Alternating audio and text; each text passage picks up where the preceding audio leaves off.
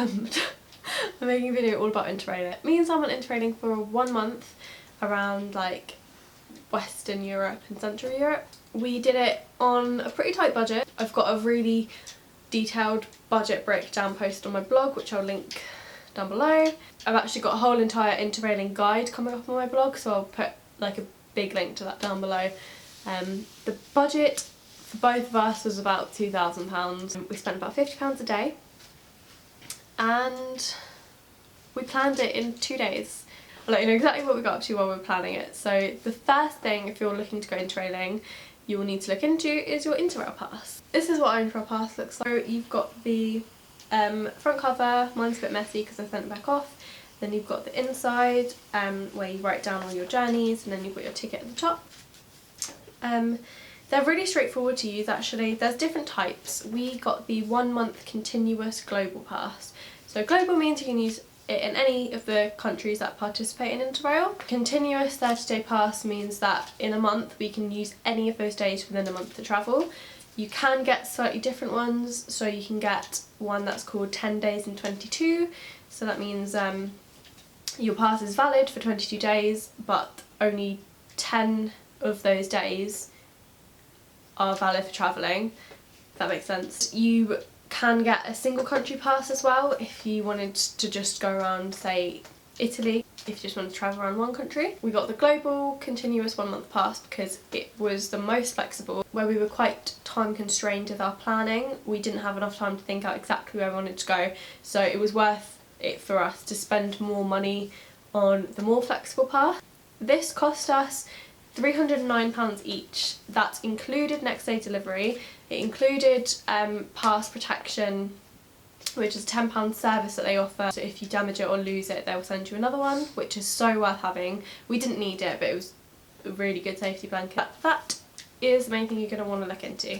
A little asterisk I'm going to say here, which you'll find whenever you look into Interrailing, but I wanted to talk about it because I overlooked it a little bit. That pass is valid as your ticket on journey. However, a lot of high-speed trains, certain rail companies require you to book a reservation. Seat reservations, which I've got lots of here, are not your ticket. They are just to say you have a seat on that train. A lot of people said you would be paying about €8 per seat reservation. Some of the places we went to, we found we were paying up to €20 each for our seat reservation. Those were just for the really long, probably more popular journeys though, so when we were going from Madrid to Barcelona, Barcelona to Paris. However, when it got further on into the journey, when we were going from Vienna to Budapest, we didn't even need a reservation. So depending on where you're going to want to look into seat reservation. For us, I would have gone back and said put aside £100-ish just for the seat reservations. Even if they're not mandatory, a lot of the time you're going to want them. Some of the times we skipped seat reservations, we'd be sat right at the end of a train where like the doors are ricketing and it was freezing cold. I'm going to do a blog post on a before you go checklist, but one of the most important things you're going to look at is currency. So this video is going to be a lot of learning from my mistake. We got out €300, around €300 each to last us about a week, because we know we were going to spend about a week in Spain and France and Italy. We did that at a local currency exchange office. However, we did get cash cards, which were so useful. However, we did it at the airport. We used MoneyCorp, the Explorer card.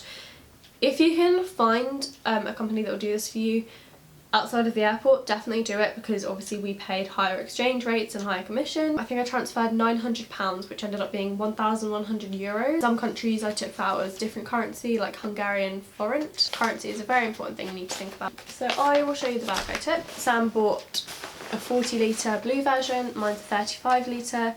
It's a Eurohike Pathfinder bag and I really loved it. It held enough clothes for me for a month. I didn't even have to do any laundry. This was hand luggage size, so it fit our small budget perfectly. It was quite comfortable as big heavy backpacks go, so I'd really recommend getting something like this. Another couple of things I'd recommend getting before you go would be padlocks, especially for staying in hostels.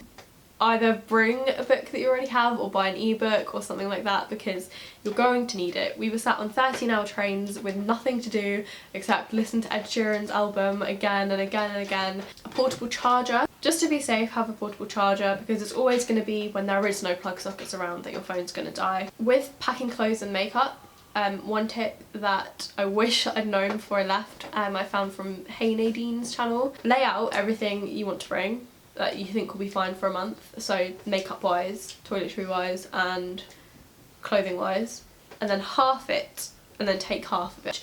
You're gonna end up lugging stuff around and you'll get to the end of the trip and you're like, why did I pack that? I've just given myself so much backache for no reason. So I brought my Nike Dual Ride System shoes. I absolutely wore these to death. They've got holes in them now, but they were the most comfortable thing. I already had these, but if you don't have a pair of comfortable shoes, I really would recommend you get some. You'll be very, very happy if you do bring comfy shoes. You'll be very, very unhappy if you don't bring comfy shoes, so just remember those. I'm gonna give you a rundown as well of apps that I use that were absolutely essential. So some of the language apps that I found were really, really helpful were Google Translate. I had an iPhone at the time, but on the Android you can pre-download language packs. The Lonely Planet had a good one. All of these I'll put links for down below if I can find them. It had the basic phrases you'll need for Spanish, German, Italian and French. Although in a lot of places you go to people speak English, it's still so much more polite to give an attempt to speak their language, and it's more fun. Like, you get to learn something everywhere you go. The other essential apps I would say you have to download would be Hostelworld, #1, absolutely, and the Hostel Bookers as well. It was always good to check through Hostel Bookers just in case you could find a cheaper deal.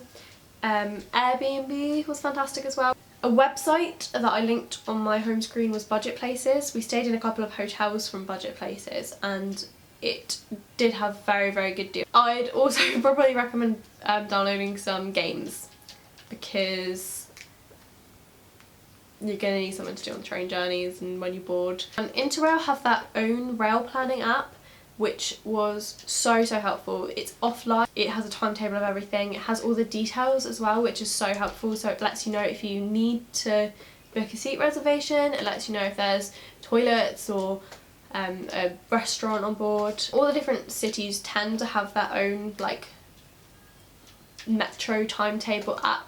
We used the one for Madrid because Pippa recommended that to me. Generally the metro systems are so easy to figure out. That's pretty much all I have to say really. Recommend you check out my big guide that I'm doing on my blog. That will cover a lot more than I would have covered in this video.